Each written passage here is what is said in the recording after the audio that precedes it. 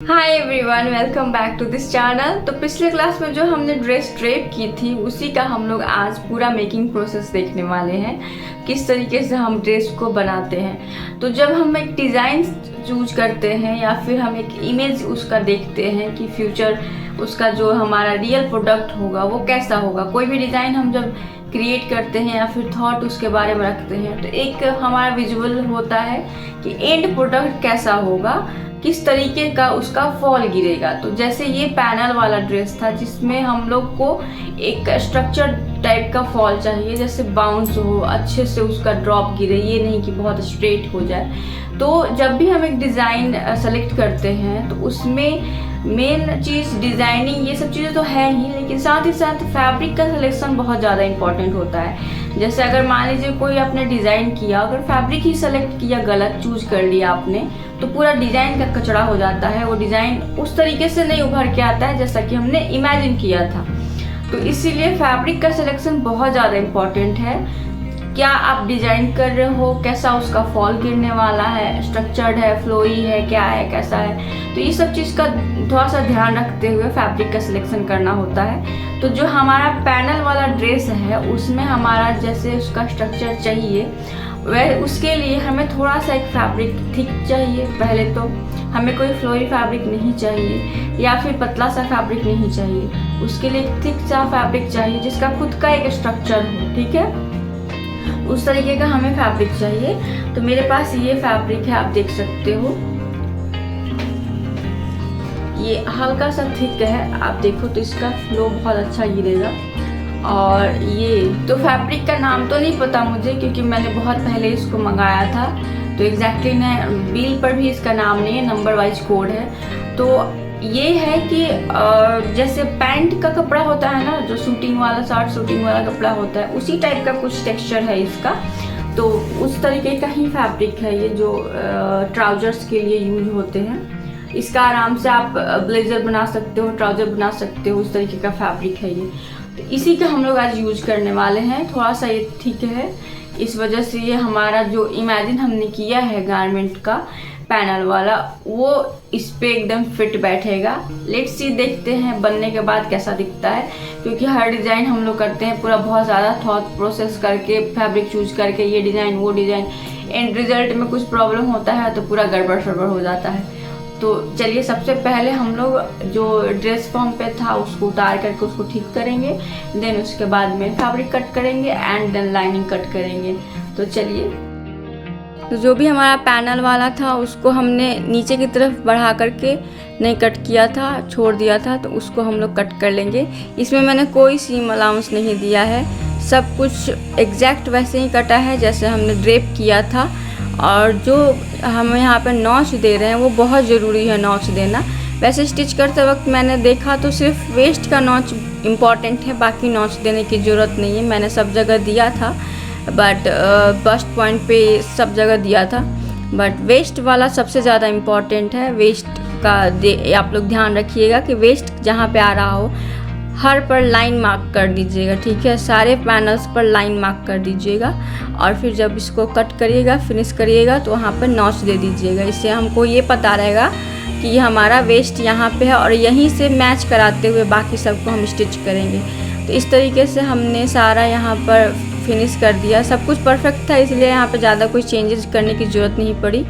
और उसको एग्जैक्टली लेते हुए बस नीचे का पैनल को हमने एक्स्ट्रा बढ़ा करके, जितना फैब्रिक था उतना करके मैंने कर दिया है यहाँ पर। जब हम मेन फैब्रिक कट करेंगे तो हमें एक्स्ट्रा पैनल का नीचे का हेमलाइन बढ़ाना होगा तो बढ़ा सकते हैं, अदरवाइज इतना काफ़ी है।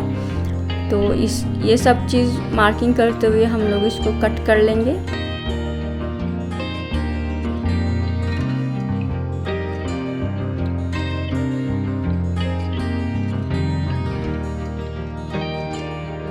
जब हम सब फिनिश कर लेंगे तो वेस्ट से सबको मैच कराते हुए और नीचे में जो एक्स्ट्रा हमारा होगा उसको कट कर लेंगे, क्योंकि हमको तीनों इक्वल चाहिए, फ्रंट का और बैक का तीन सब इक्वल चाहिए हेमलाइन, नहीं तो फिर वो ऊपर नीचे हो जाएगा स्टिचिंग के टाइम पर। तो इस तरीके से ये हमारा फैब्रिक दो लेयर में रखा है मैंने, एक साथ दो पैनल्स कट होंगे दोनों तरफ के। तो यहाँ पर पैनल्स को रख करके मार्किंग कर दिया है। और लेंथ वाइज आप देख लेना जितना आपका लेंथ चाहिए उसके अकॉर्डिंग। जैसे जो पैनल्स था उसमें हमें सिर्फ 3 इंच एक्स्ट्रा बढ़ाना पड़ा, जितना हमको लेंथ चाहिए था उसके अकॉर्डिंग। अगर आपको एक्स्ट्रा और चाहिए या फिर छोटा चाहिए तो उतना ही रख सकते हैं, और जो भी एक्स्ट्रा चाहिए तो उसको बढ़ा सकते हैं, ठीक है, नीचे से हेमलाइन से। और बाकी सब जगह हम सीम अलाउंस देंगे हाफ इंच, जो भी फैब्रिक होगा। बाकी सब हम मार्क करके फटाफट से कट कर लेते हैं।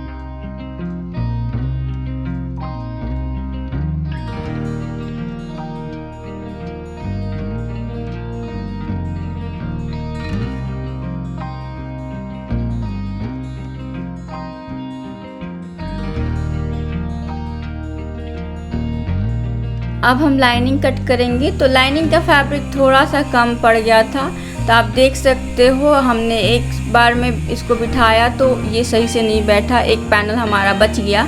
तो दूसरे टाइम पे हम इसको अलग तरीके से सब पैनल्स को रखे चेंज कर करके, और फिर उसके बाद वहाँ साइड में हमने उसको डाला जो पैनल हमारा बच गया था।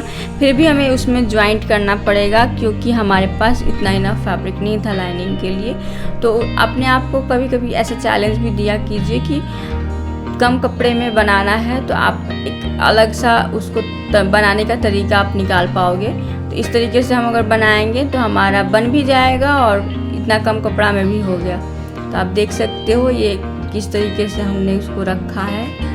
बाकी सब लाइनिंग सब कुछ वैसे ही एग्जैक्ट रख कर कट करना है। आप लोग ध्यान देना कि जो हमने पैनल ड्रेप किया था उसको रख करके लाइनिंग नहीं कट करना है। आप मेन फैब्रिक कट करना, उसके बाद उसको रख करके लाइनिंग कट करना, क्योंकि हमने जहाँ जहाँ क्या कितना बढ़ाया है वो चीज़ ध्यान रखना है। लाइनिंग पर कट करते वक्त सेम होना चाहिए, नहीं तो फिर बड़ा छोटा होने लगता है जब स्टिच करोगे आप। तो इसीलिए मेन फैब्रिक कट करो या लाइनिंग कट करो, एक पहले कट कर लो और फिर उसके बाद वहीं कटा हुआ पार्ट को फिर से लेआउट बिछा करके आप उसको कट करना, उसका दूसरा लाइनिंग हो या फिर मेन हो।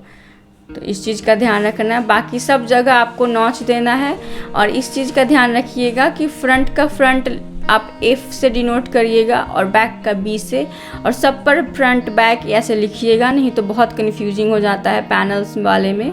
खास करके इस तरह का डिज़ाइन में आप ढूंढते रह जाओगे कि कौन सा पैनल किसका था, और जहाँ गड़बड़ सड़बड़ हुआ उल्टा पुल्टा जुड़ गया तो पूरा डिज़ाइन ख़राब हो जाता है। तो इसीलिए आपको ध्यान रखना है कि सब पे आप मार्किंग कर दो कि हाँ ये फ्रंट का है, ये बैक का है, ये साइड का है, ये मिड का है। तो इस तरीके से सब कुछ आपको करके रखना होगा, नहीं तो ख़राब हो जाएगा। तो यहाँ पर जो हमारा फैब्रिक कम पड़ गया था उसके लिए हमने यहाँ पर फैब्रिक जोड़ दिया है। इस तरीके से जोड़ना है।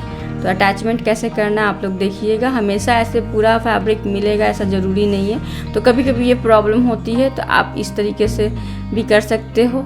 इसीलिए मैंने इसमें दिखाया कि आप लोग कम कपड़े में भी कैसे बना सकते हो। तो ये हमारा सब बैक का है। तो चलिए इसको ज्वाइंट करना है। कैसे ज्वाइंट करना है सब कुछ आप लोग देखिए ध्यान से। तो सबसे पहले तो जो हमारा सेंटर वाला है उसी को जोड़ेंगे, सेंटर बैक को जोड़ेंगे, एंड देन उसके बाद जो आसपास वाला है हमारा मिड सेंट बैक और साइड वाला सब कुछ वैसे अटैच करेंगे। तो आप इस तरीके से अटैच कर सकते हो। पहले आप मेन फैब्रिक अटैच करो एंड देन उसके बाद लाइनिंग अटैच करो, उसी के पीछे पीछे चलते रहो। जैसे मेन में हमने यहाँ पर साइड वाले सब अटैच किए, फिर लाइनिंग में साइड वाले अटैच किए। तो इस तरीके से उतनी ज़्यादा प्रॉब्लम नहीं होती है, जब भी आप स्टिच करोगे तो कोई गड़बड़ नहीं होगा ज़्यादा। तो इस चीज़ का ध्यान रखना। पैनल्स वाले में थोड़ा बहुत यहीं जॉइंट करने के टाइम पर ही आपको थोड़ा सा ध्यान देना रहता है। अगर जॉइंट सही हो गई तो बाकी सब चीज़ें इजी है, ऐसा कोई प्रॉब्लम नहीं है। और अगर आप चाहो तो इसको पहले से पिन करके भी रख सकते हो। जैसे आपने कट कर दिया उसी समय पिनिंग कर दो कि अच्छा ये सेंटर का है दोनों, फिर उसके बाद उसके बगल का है, उसका बगल का है। तो इस तरीके से पिनिंग करके रख सकते हो आप लोग, तो वो भी इजी पड़ेगा। बस उठाना है, उसको स्टिच मारते जाना है। बाकी आप लोग इस तरीके से भी कर सकते हो। आप लोग ध्यान से देखो। इसी तरीके से हम लाइनिंग भी ठीक करेंगे, अपना लाइनिंग भी अटैच करेंगे एंड मेन फैब्रिक भी। तो जिस तरीके से हमने बैक का अटैच किया वैसे ही हम फ्रंट का भी अटैच करेंगे। सिमिलर ही है मेथड, ज़्यादा कोई ये नहीं है। और सेंटर से आप मैच करा के रखो तो ऊपर नीचे नहीं होगा। जॉइंट करते समय ये नहीं कन्फ्यूज़न होगा कि आप कहाँ से इसको अटैच करना है, कितना ऊपर रखना है, कितना नीचे रखना है। तो उसके लिए आपको सिंपली वेस्ट से मैच कराना है, बाकी वो सब कुछ अपने जगह पे आ जाएगा।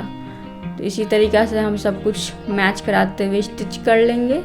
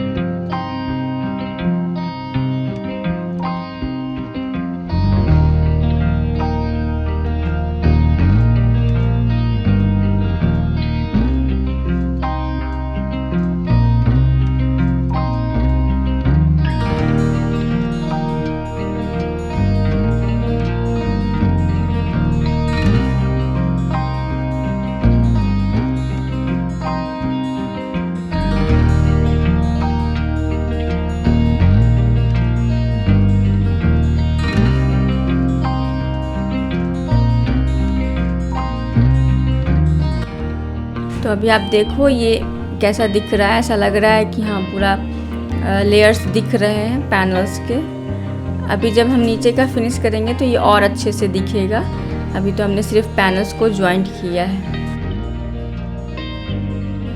तो हम जो है मेन फैब्रिक को लाइनिंग के साथ अटैच करेंगे। तो अटैच करते समय हमें ध्यान रखना है कि सब कुछ अपनी जगह पे हो, बिल्कुल जो हमारा स्क्वायर शेप नेक है उसका कॉर्नर्स मैच करे। और इसमें जो है हम शोल्डर को नहीं अटैच करेंगे, हम सिर्फ नेक बनाएंगे एंड देन आर्म होल को और साइड सीम को हाफ तक ले जा करके स्टिच करेंगे।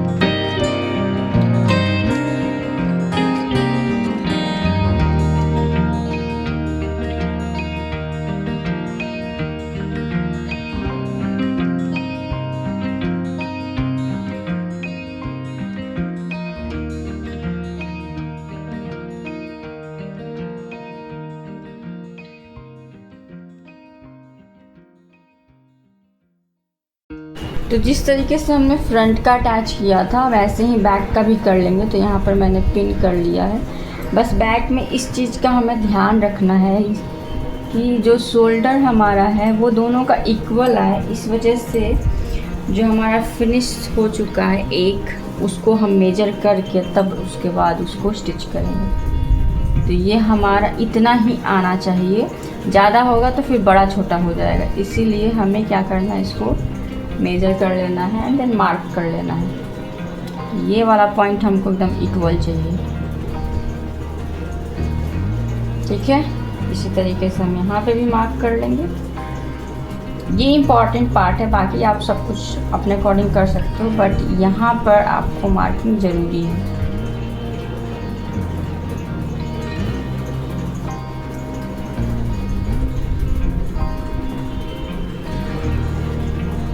ठीक है, हो गया मार्क। हमने जो फ्रंट का किया था उसको मैंने आयरन करके अच्छे से फिनिश कर लिया है। चलिए बैक पे स्टिच करते हैं।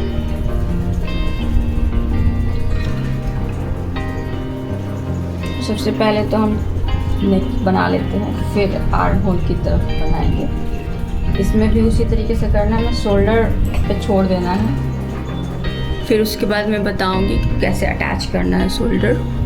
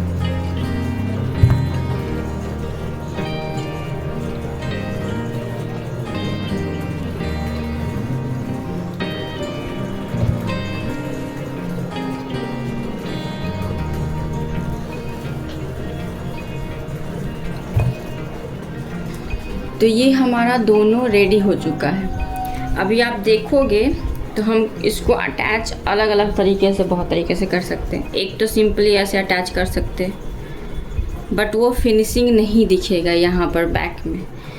तो हमें कैसे अटैच करना है इसको कि हमारा जैसे पीछे से सब फिनिश्ड है, बैक से देखो आप सारा फिनिश्ड है, बिल्कुल कोई स्टिच नहीं दिख रहा है। जैसे फ्रंट में है वैसे ही बैक में है। बस हमने तो जो हमारा शोल्डर अटैचमेंट है उसको भी हम उसी तरीके से फिनिश करेंगे जैसा कि हमारा बाकी चीज़ें फिनिश है। तो हमें क्या करना है, एक को तो उलट देना है, ठीक है, उल्टा कर देना। एक सीधा रहेगा, एक सीधा रखेंगे, कोई सा भी सीधा रखेंगे, और एक को उल्टा कर देंगे इस तरीके से, ठीक है। एक उल्टा हो गया, एक सीधा रह गया।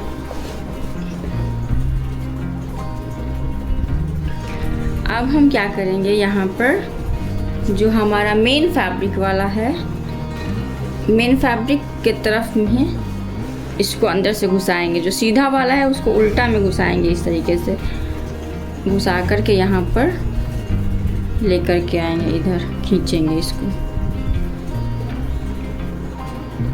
थोड़ा सा आपको लगेगा कि ट्रिकी है, बट आप करोगे तो आपको आसान हो जाएगा एक बार करोगे तो। और गलती होगी तो कोई बात नहीं, बट ट्राई करिएगा, ये वाला बहुत आसान है। जब आप करने लगोगे तो आपको आसान लगने लगेगा। एक सीधा रहेगा, जो अंदर से आया देखो आप, सीधा है, ये सीधा है, एक उल्टा है।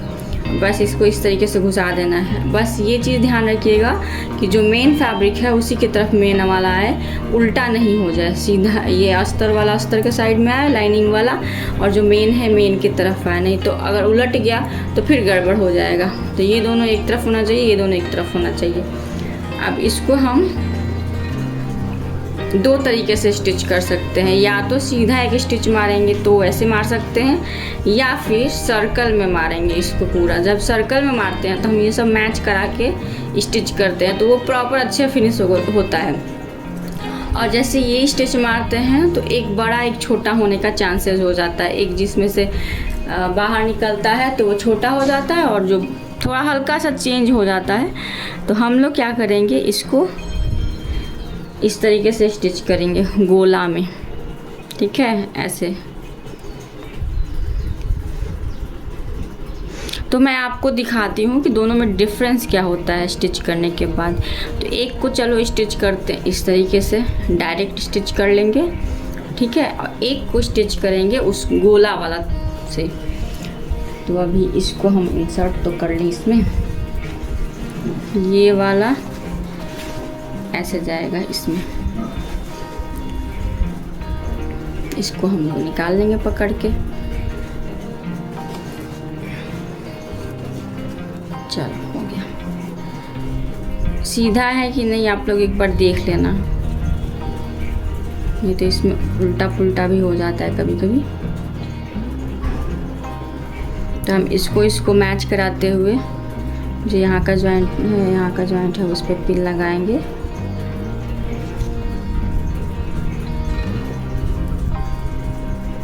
ये जब सर्कल में हम लोग करते हैं तो ये मैच कराना थोड़ा सा कंपलसरी हो जाता है, नहीं तो फिर अस्तर ये सब दिखने लगता है, घूम जाता है। चलिए ये हो गया। आप लोग को नहीं समझ में आएगा तो फिर से आप लोग देख लेना, आपको समझ में आ जाएगा।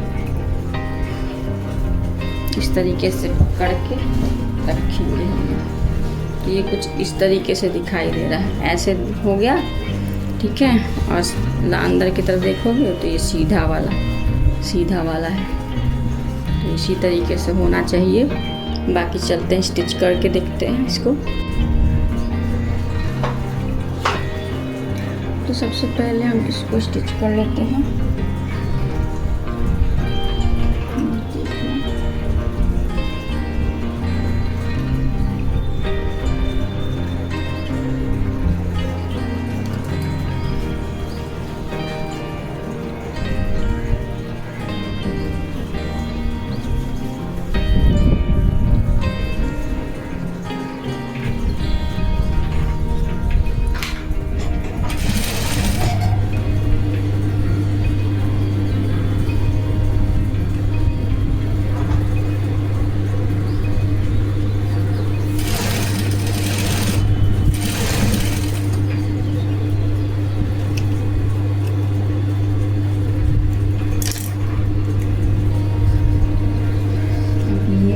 सर को और करते हैं।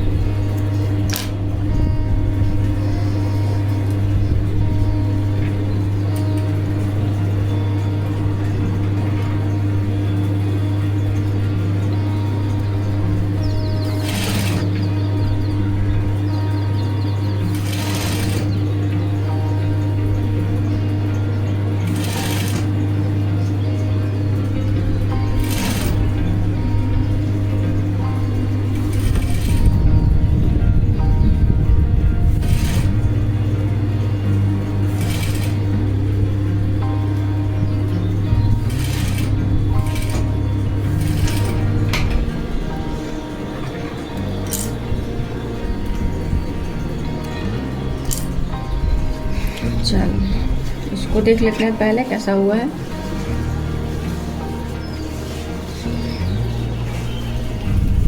यहाँ से खींचेंगे इस तरीके से तो ये ऐसे बाहर निकल आएगा।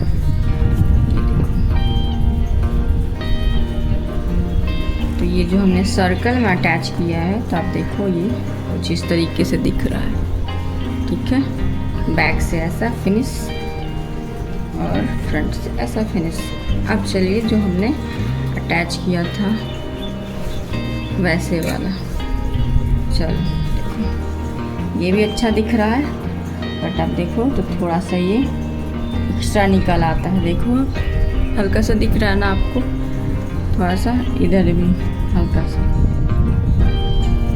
तो इस तरह का प्रॉब्लम इस वाले में होता है।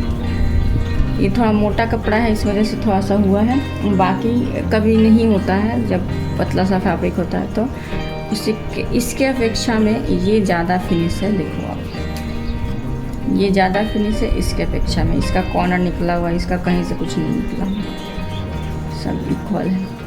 इसको वापस से मैं खोल करके इसे सर्कल वाला में ही कर देती हूँ।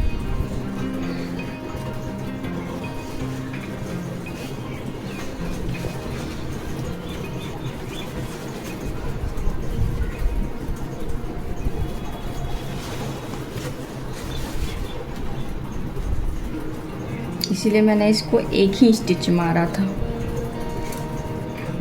इसको हम खोल लेंगे।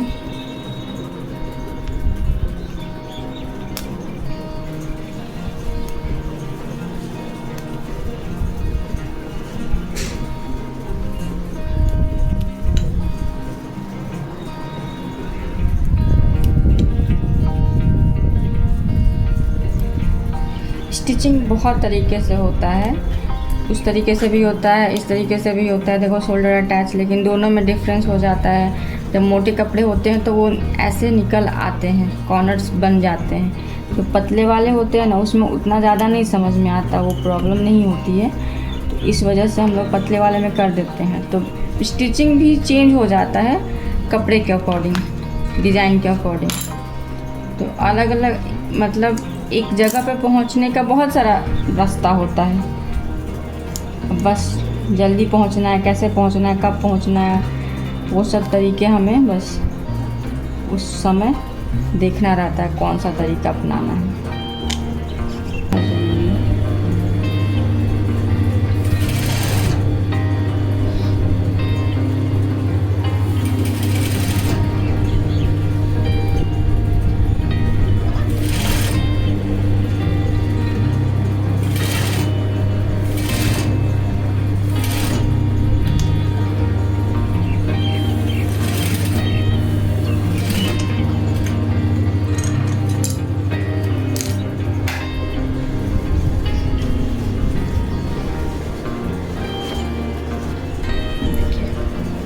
यहाँ भी सेम, कुछ ज़्यादा अंतर फ़र्क नहीं है, कोई कॉर्नर्स नहीं निकल रहा, बिल्कुल फिनिश हो गया इसी की तरह। अब करेंगे हम साइड्स का अटैचमेंट एंड देन जिप का अटैचमेंट। ठीक है, इस तरीके से स्टिच करने पर क्या होता है, हम डायरेक्ट इसे स्टिच कर सकते हैं। जब भी हमें ऑल्टरनेशन की ज़रूरत पड़ेगी घटाने बढ़ाने की, तो हम उसको घटा बढ़ा सकते हैं। ठीक है, पढ़ेंगे हम। ये थोड़ा ज़्यादा दूर तक हो गया तो इसी के इतना तक लेकर के आएंगे इसको। बाकी नहीं, क्योंकि मैंने मेजर करके नहीं स्टिच किया था। आप चाहो तो मेजर करके इसको स्टिच करोगे तो खोलने की ज़रूरत नहीं पड़ेगी। मैंने ऐसे ही स्टिच कर दिया था कि इक्वल हुआ तो ठीक है, अदरवाइज़ बाकी हम इक्वल कर ही देंगे उसको निकाल करके। तो इस तरीके से हमें वहाँ तक स्टिच करना है। देन उसके बाद जो नीचे का है वहाँ से जब हम आधा दूर से इसको अलग अलग कर देंगे, लाइनिंग अलग, मेन फैब्रिक अलग। तो इसको कैसे स्टिच करना है चलिए हम लोग देखेंगे। तो सबसे पहले तो हम जो हमारा सीम अलाउंस जितना हमने छोड़ा है उतना उसको स्टिच करेंगे। एंड देन उसके बाद स्टिच करने के बाद अलग अलग इसको करेंगे नीचे ला करके। देखो आप, जो हमारा मेन फैब्रिक है उसको मैंने यहाँ पर अलग कर दिया है, लाइनिंग अभी नहीं स्टिच किया है। एंड जैसे ही हमारा मेन फैब्रिक स्टिच हो जाता है तो लाइनिंग को इस तरीके से उलट देना है, ठीक है। मेन फैब्रिक को हम थोड़ा सा कट लगाएंगे ताकि जो हमारा ये लाइनिंग वाला फैब्रिक है वो टर्न होने में आसानी पड़े। तो यहाँ पे थोड़ा सा वो दब गया था तो मैं उसका स्टिच निकाल दे रही हूँ। स्टिचिंग में ऐसा होता रहेगा, ऐसा कोई ये नहीं है कि परफेक्टली एकदम स्टिच ही हो जाता है। तो आप लोग से भी हो ऐसा, मेरे से तो मैं इतना स्टिच करने के बावजूद भी हो जाता है प्रॉब्लम। तो आप लोग से अगर हो तो आप लोग घबराइएगा नहीं, ऐसा होता रहता है।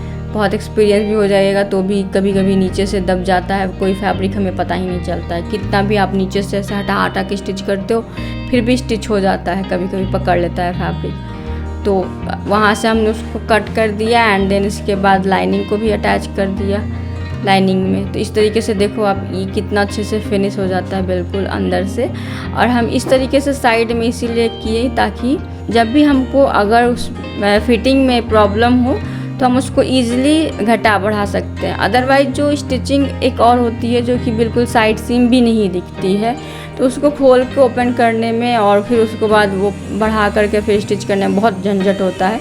इसीलिए मैंने इसको साइड में रखा। अभी आप देखो कि किस तरीके से ये दिख रहा है ड्रेस फॉर्म पे। तो जिस तरीके से हमने इधर स्टिच किया था उसी तरीके से हम इधर भी स्टिच किए, बट यहाँ तक हमने नॉर्मल स्टिच मारी है और उसके बाद यहाँ से इतना डिस्टेंस जितना कि हमारा जिप का है उतना हमने उसको 5 नंबर पे स्टिच दिया है। ये सबसे आसान तरीका है लगाने का, बाकी अलग अलग तरीके से बहुत सारे हैं। तो यहाँ पर हम क्या करेंगे, इसको इस तरीके से रखेंगे कि हमारा ये वाला पार्ट आगे में दिखाई देगा, ठीक है। इस तरीके से रखेंगे एंड चेक कर लेते हैं हमारा एंड कहाँ तक, और इसको करेंगे यहाँ पर फिक्स। एक स्टिच मारेंगे इस पर,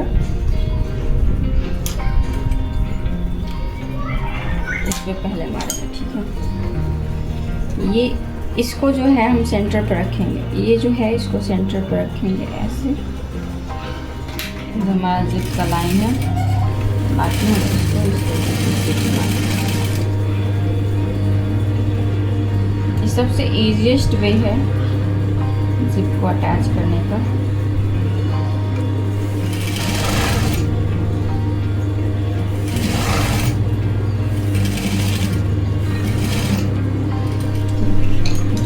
कर लिया,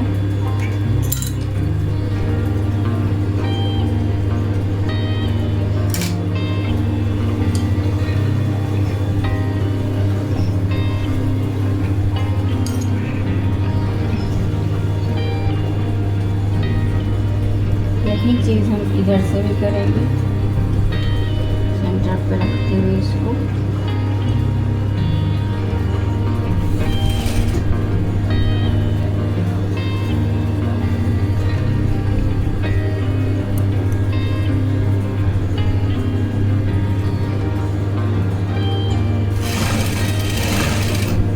ये चीज़ फिक्स देख कर करना, ऐसा नहीं करना है, इसको इस तरीके से करना है तो अपने आप ही ये जगह पे आ जाएगा, क्योंकि हमने इधर का मेजर करके लिया था तो हमें गड़बड़ हो रही है। इसको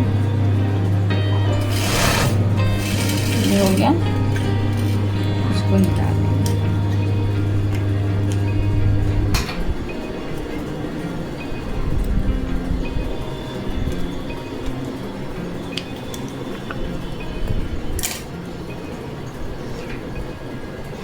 अब क्या करेंगे, हमारा जो ये 5 नंबर का स्टिच है उसे हम खोल लेंगे।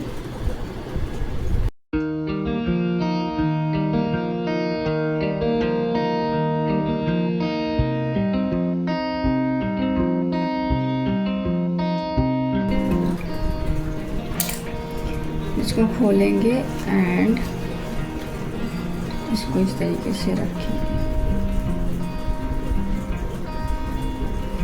जिप को खोल लेंगे।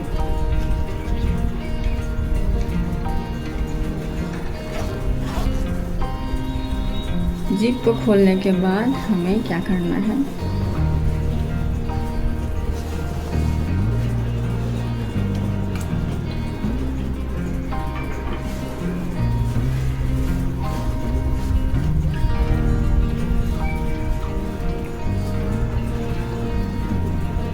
इसको ऐसे खोलते हुए जिप खोल देना है, ठीक है। उसके बाद हम एक सटा करके एकदम स्टिच मारेंगे, जो हमारा फाइनल स्टिच होगा।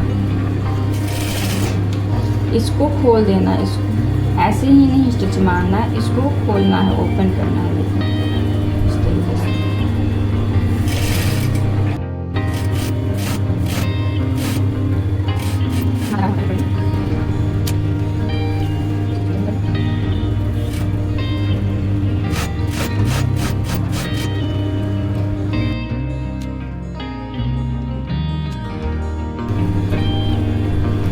यहाँ तक हमारा जो स्टिच है वो आया हुआ है, तो एक हम स्टिच फाइनल मारेंगे।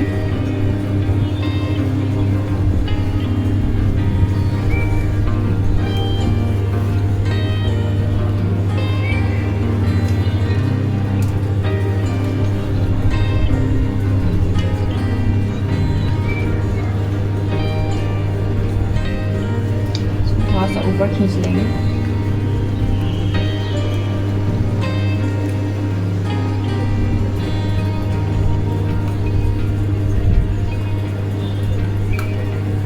ये वाला जो स्टिच है उसको ला करके इसके साथ सटा देंगे।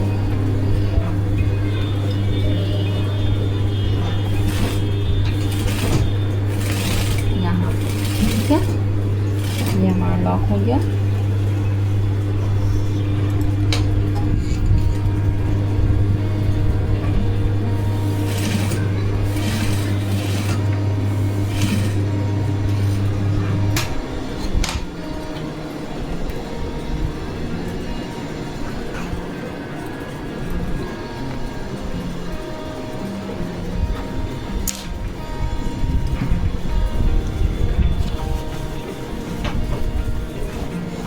हमने इसको सीधा कर लिया, ये अब देखो, तो ये बिल्कुल फिनिश हो जाता है। आप देख सकते हैं, कहीं से कोई कुछ नहीं दिखाई देता। सी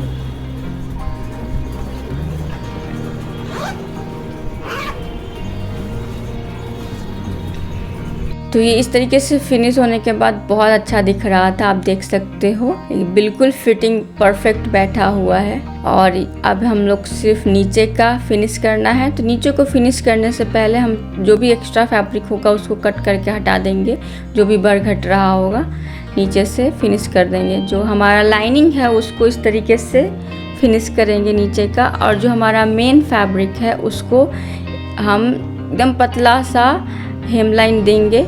तो इसके लिए सबसे पहले तो मैं एक लेयर फोल्ड करके स्टिच चला ले रही हूँ। फिर उसके बाद जो भी हमारा एक्स्ट्रा फैब्रिक होगा उसका वो हम कट करके हटा देंगे, एंड देन उसके बाद उसको हम क्या करेंगे, फोल्ड करके एंड देन एक स्टिच और मारेंगे। इसमें थोड़ा सा एक प्रोसेस ज़्यादा बढ़ जाता है, जैसे हमने लाइनिंग अस्तर किया वैसे भी कर सकते हैं, बट इतना पतला उसका हेमलाइन नहीं बनता है। इसमें बहुत पतला अच्छा सा बन जाता है। आप देख सकते हो कितना अच्छा बना है। तो ये हमारा पूरा फाइनल गारमेंट तैयार है। आप देख सकते हो फिटिंग आप अपने अकॉर्डिंग चेंज कर सकते हो। साइड सीम में हमने उतना स्पेस छोड़ा हुआ है, तो आप उस तरीके से रखिएगा तो आपको प्रॉब्लम नहीं होगी।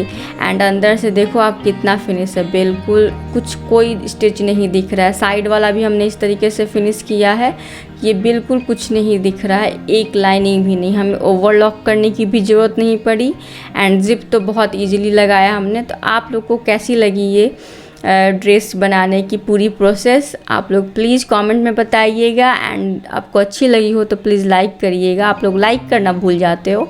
अगर आप इस चैनल पर नए हैं तो सब्सक्राइब कर लीजिए, क्योंकि बहुत अच्छी अच्छी ड्रेसेस मैं बनाना सिखाऊंगी आप लोग को, और अलग अलग तरीके से बनाना सिखाऊंगी। तो आप लोग को कैसा लगा पूरा प्रोसेस, आप लोग प्लीज़ कमेंट में बताना।